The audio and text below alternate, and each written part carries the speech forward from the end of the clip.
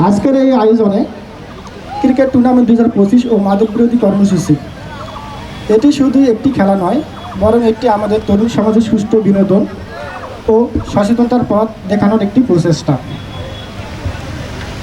আমরা বিশ্বাস করি একটি সমাজের পরিবর্তন শুরু হয় ভালো উদ্যোগ থেকে। আমার স্বপ্ন একটি অরাজনৈতিক সামাজিক সংগঠন যা মানুষের কল্যাণে কাজ করে যাচ্ছে। শুধু আমি এতটুকু বলতে চাই যে খেলাধুলায় সব অনেক হয়ে গেছে, এগুলো নিয়ে আমরা অনেক কথা বলেছি বিগত কয়েক মাসে।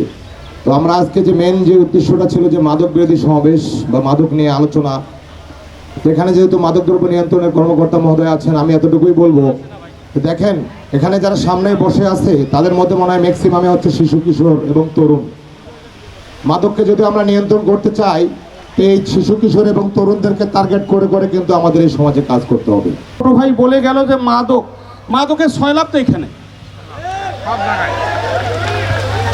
পরিষ্কার কথা। এর আগে এইখানে ওপেন হাউস ডে করা হয়েছিল, তৎকালীন এএসপি সার্কেল মহোদয় এসেছিল। আমি 7 জন মাদক বিক্রেতাকে আমার ওই সিনাসপদ চেয়ারম্যান সহ ওনার হাতে আত্মসমর্পণ করিয়েছিলাম। বলা হয়েছিল তাদেরকে পুনর্বাসন করা হবে, পুনর্বাসন করা হয়নি, তারা আবার তাদের পুরনো পেশায় ফিরে গেছে। সন্ধ্যা হলে ওই যে পুকুরের ওই পাশ দিয়ে মাদকের সয়লাভ এখন তো আরো বেশি। যুব সমাজকে এই আমার স্বপ্ন একা রক্ষা করতে পারবে না। আপনারা যারা গার্জিয়ান আছেন আপনাদের সন্তানদেরকে সন্ধ্যার পর কোথায় যায় দেখুন একটু। আজকে আমি যখন 11 সালে চেয়ারম্যান ছিলাম, 16 সালে চেয়ারম্যান ছিলাম, যখন উপজেলা আইন শৃঙ্খলা মিটিং হইতো সেইখানে শুধু বোতলাগাড়ি বাঙালিপুরের কিছু কিছু অংশে মাদকের কথা হইতো, কাশিরাম খাতা মধুপুরের শুধু তাসের কথা হইতো। আমি তখন কল্পনা করতাম এইটা আবার কীরকম কথা, এরা কেন এগুলা খায়।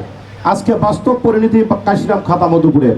আজকে সম্মানিত অভিভাবক বিন্দু আছেন, আপনার আজকে নিরুপায়, আপনার কচি কাঁচা বাচ্চার কারণে আজকে আপনার টাকাওয়ালা হয়েছেন, টাকার কারণে আপনার সন্তানকে নিষেধ করতে পারেন না, আপনার সন্তানাদি বিভিন্ন ধরনের মাদকে আসক্ত হচ্ছে। আমি সবিনয় অনুরোধ করবো অভিভাবকদের বিন্দুদেরকে আপনাদেরকে সচেতন হইতে হবে। আজকে আমার স্বপ্ন ডিসি স্যার, ইউনো স্যার একার পক্ষ থেকে এটা সম্ভব না, আপনাদের ঘরে ঘরে দুর্গ তৈরি করতে হবে, তাইলেই কিন্তু মাদক নির্মূল সম্ভব হবে, আদারওয়াইজ সম্ভব হবে না। আপনারা প্রশাসনিক লোক, থানা পুলিশ প্রশাসনিক লোক, আপনারা সবাই ঐক্য হয়ে আমরা জনমত গঠন করি। প্রতি ওয়ার্ডে ওয়ার্ডে পাড়ায় পাড়ায় আমরা মাদক বিরোধী কমিটি গঠন করি। ইনশাআল্লাহ আমার মনে হয় যে কোনো ওয়ার্ডে মাদক থাকবে না, মাদক চলবে না। অন্যান্য দেশে আছে আঙুল কাটি দিতে হবে, পা ভাঙিয়ে দিতে হবে, তাহলে সুবিধা, তাছাড়া তার আগে নয়।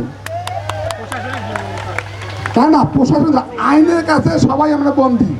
যারা আইনের শাসন আছেন সবাই জানে, আমিও জানি, উপায় নাই। অতএব আমরা নিজে সচ্ছল হই, আমরা নিজে না খাই, নিজের সন্তানকে খাওয়াতে দেবো না, নিজের ভাইকে দিতে দেবো না, তাহলে ঠিক হবে, তাছাড়া সম্ভব না। আমাদের আজকে তারা ছোটো ছোটো বাচ্চারা বড় হচ্ছে, তারা কোথায় যাচ্ছে?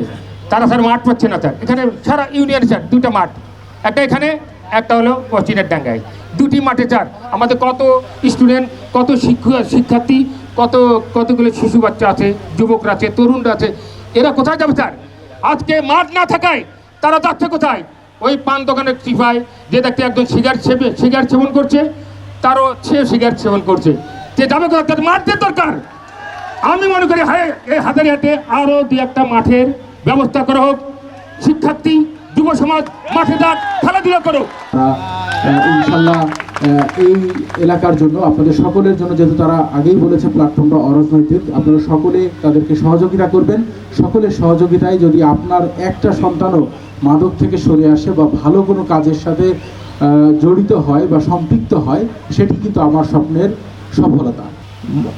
সবার মনের ভিতরে যদি এই ধরনের আবেগ থাকে এবং মাদকের বিষয়ে যদি এই ধরনের বিদ্বেষ থাকে, আমরা যদি আসলেই সবাই মাদকের বিপক্ষে মন থেকে চাই, তাহলেই আমরা মাদকাসক্তি মুক্ত বাংলাদেশ গড়তে পারবো। এবং আমি আশাবাদী, বিশেষ করে আমি কয়েকটি জেলায় চাকরি করেছি।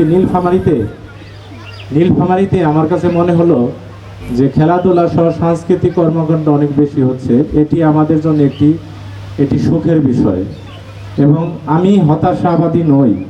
এখানে যারা বলেছেন ঘোষণা দিতে হবে, বিষয়টি ঘোষণার নয়, এটি হচ্ছে হৃদয়ে ধারণ করার বিষয় যে আমি আসলে পরিবর্তন চাই কিনা।